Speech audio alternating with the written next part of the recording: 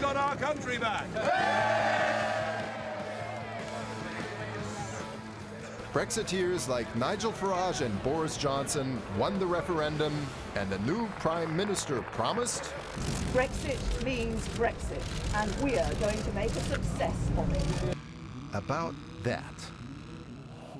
Just recently, EU Commission President Juncker sounded a little less optimistic.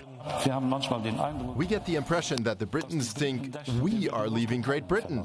It's exactly the opposite. But why so negative?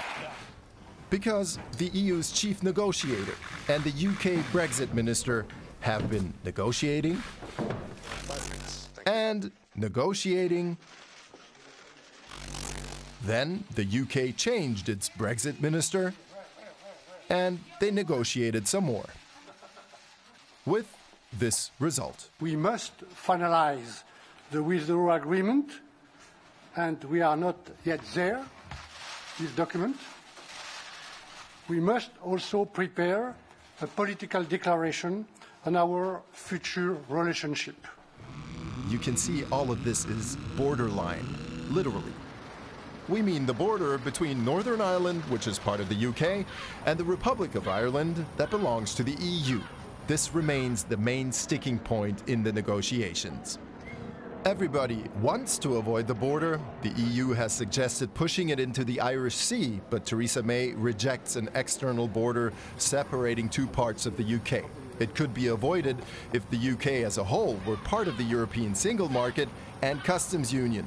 But Theresa May says the only workable solution is her so-called Checkers plan, where she calls for the frictionless movement of goods between the EU and the UK. That, of course, is one of the principal freedoms of the EU single market. The problem is she rejects all the other freedoms, and that's what the EU Commission here calls cherry picking.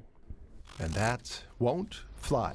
EU Council President Donald Tusk even made fun of May on Instagram to drive that point home. No cherries. With no solution for Ireland and future trade ties, Theresa May is in a very difficult situation. If she gives in to the EU, the Brexiteers will eat her alive. If she doesn't, there's no deal.